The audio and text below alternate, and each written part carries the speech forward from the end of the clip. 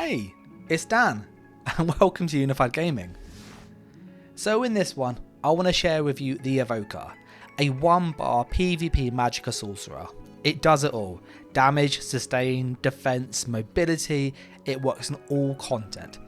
Honestly, it is a really fun class to play, and with being 1-bar, we do use Oakensill. So if you don't have access to High Isle and Greymore, you cannot make this work. That said, if you do own ESO Plus, you can then get this and it will work perfectly fine. As always, if you like what I do in my videos, then like, comment, share and subscribe. It really helps out. And if you want to see gameplay, there is follow-up gameplay coming to the channel, so do keep an eye on that. And if you like what I do here and you want to support me on Patreon to get early access to videos and all that good stuff, there are details down below. But we're going to jump into this and just show how to set this up and why it works so well. So, for our race, you want to be either a damage race. High Elf or Dark Elf are fantastic. They give you access to more max resource and weapon and spell damage.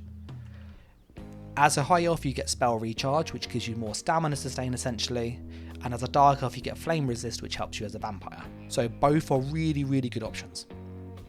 If you are not a High Elf, a Breton works incredibly well because it gives you sustain. If you're like none of those races, the build won't break in all honesty. You'll just have to tweak a few glyphs, and that's kind of about it. As for our attributes, I have 32 points in magicka and 32 points in health. We aim for 30,000 health with Tri-Food on. This will give us enough health that if we get attacked from stealth, we have enough health to survive that in most instances and can roll dodge, shield or streak away. The magicka then is here for extra damage and more shields. We've got 42,000 magicka on a 1-bar build, which is really high, and we have a really good set just of pure stats. For our Mundus, we use the Lover in CP. The Lover is fantastic. It's more damage because of the penetration, and because in CP you get access to regen CPs, that does mean that the sustain, you don't need extra sustain in all honesty. If you are going into Battlegrounds or you're going into no CP, then I would suggest that you go and use the Astronaut Mundus instead. And you will find with this build that this build works in no CP Cyrodiil as well. With the Astronaut Mundus you have 2,200 magicka recovery before potions, and with potions it's now 2,700. It is ridiculously high.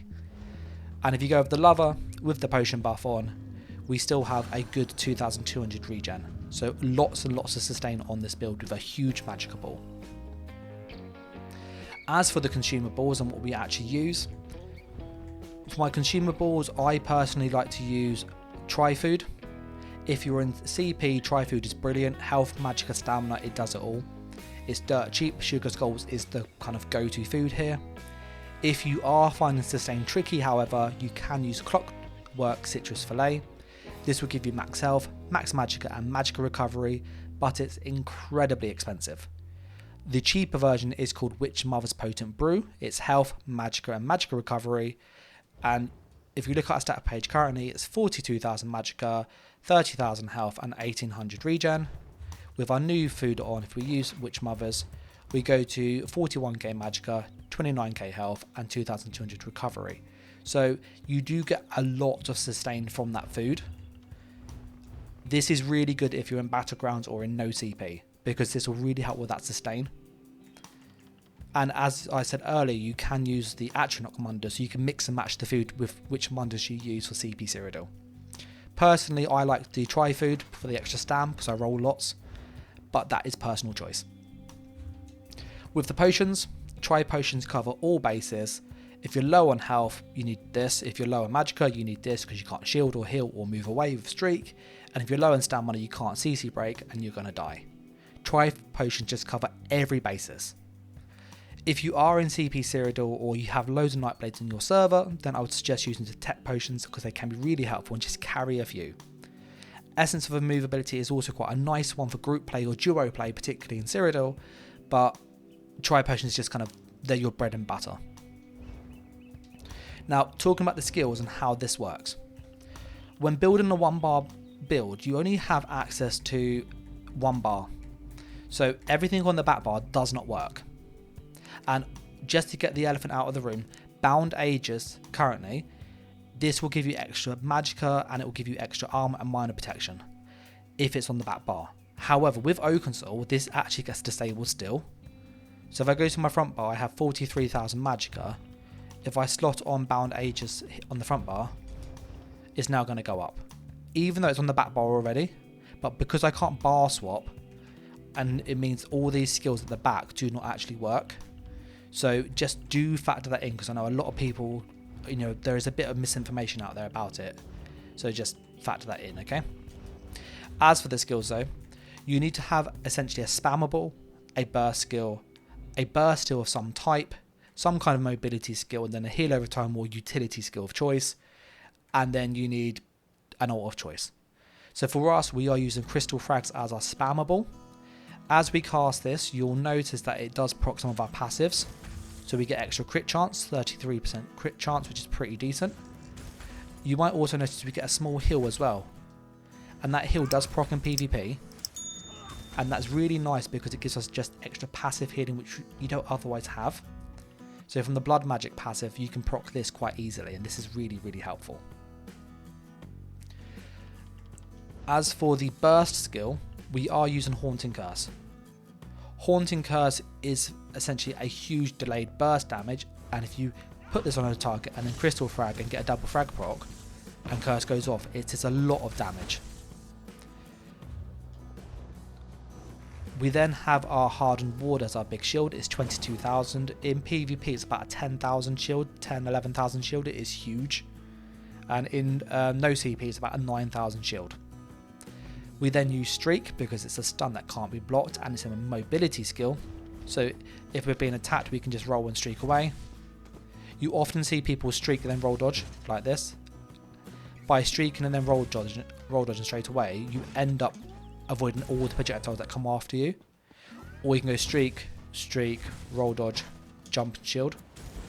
And that works really well as a defensive measure. The good advantage with Streak is it also stuns. So if you are attacking somebody and you curse them, when you go into them, you can then streak through them like this, and then the curse will go off as well. So you can use it in both ways.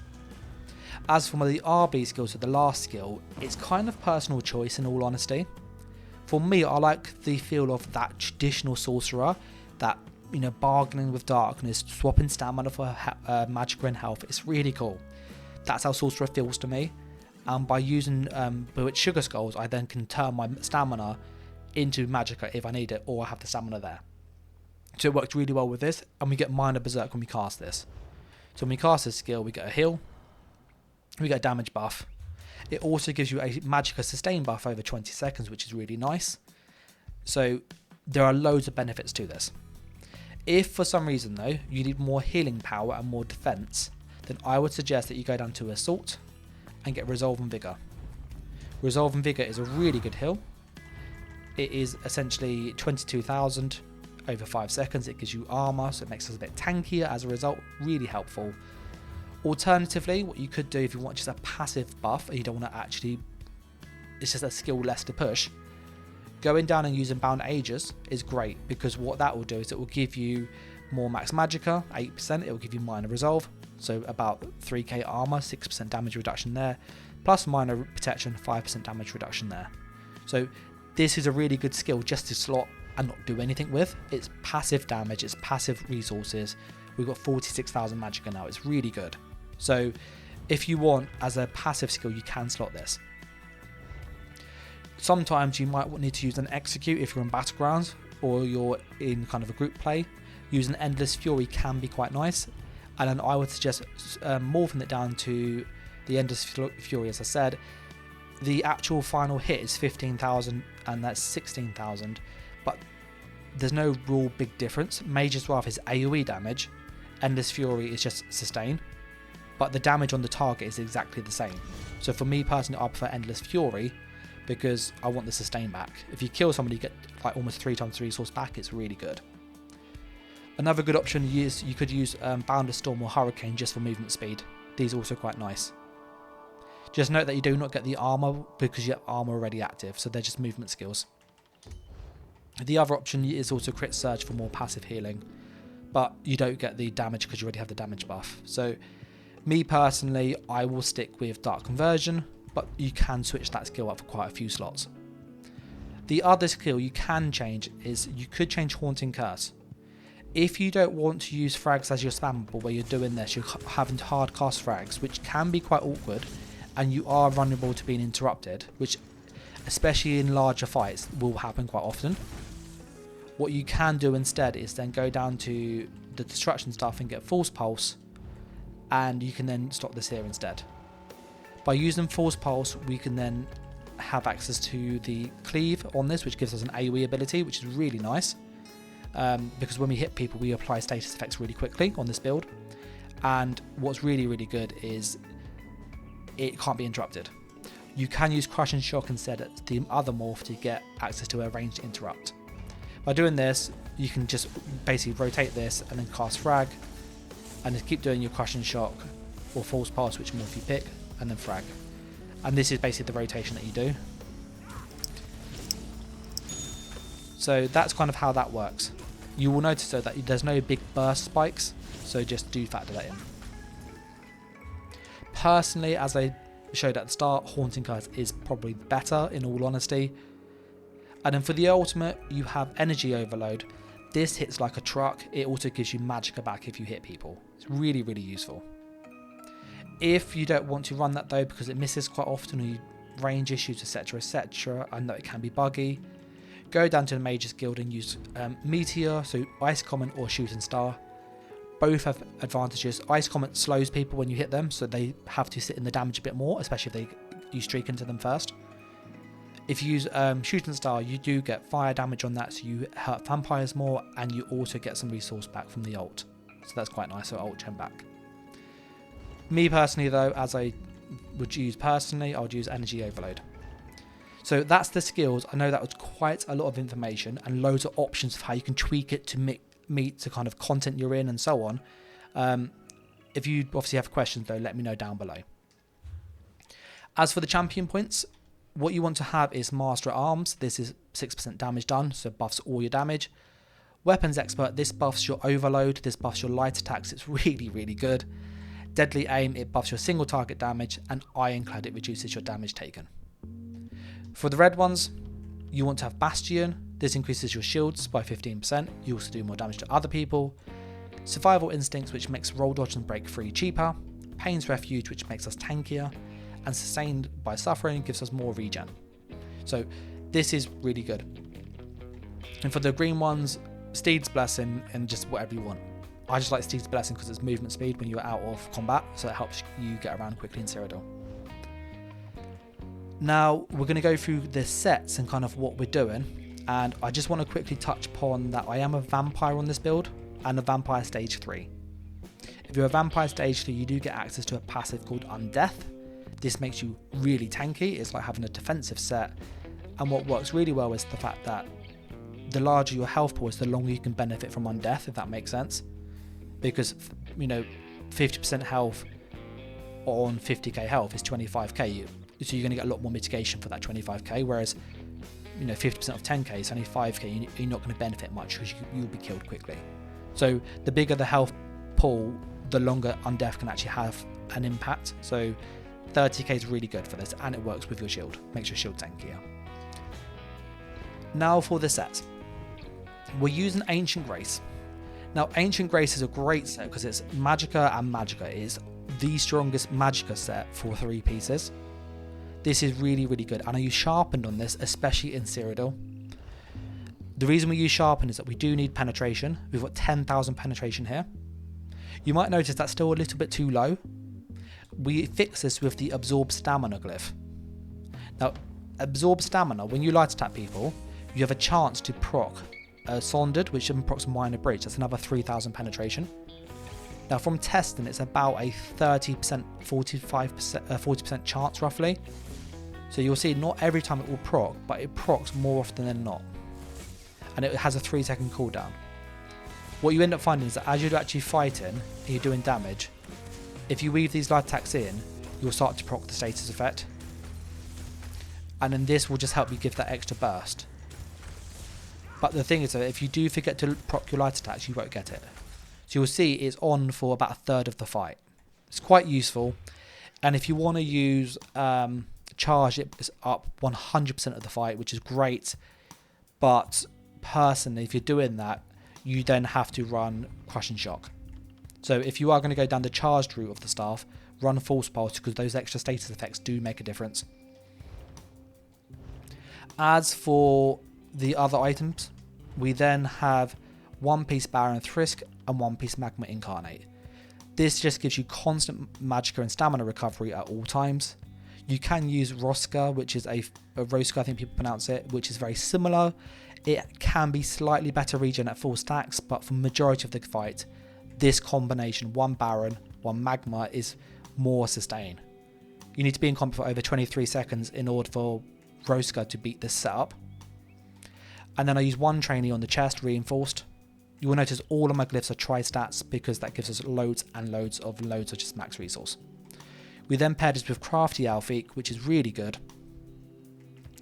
And we want to go with reinforced on the chest and this impen across the rest of it. If you are like me, you like to roll dodge a lot, I would have a couple well fitted in here, but that's personal choice. If you're new to the game, impen to begin with and then add in the well fitted as you need. As for the jewellery, we use Crafty Alfiq necklace, we use Ancient Grace ring, and we use Oaken Soul ring. All arcane, all magicka recovery. You can change the glyphs as you need, so if you need a bit more damage, go spell damage. Me personally, I find the regens are really nice, and I quite like having around 1800 magic recovery. It just gives you that good buffer, but it's personal choice.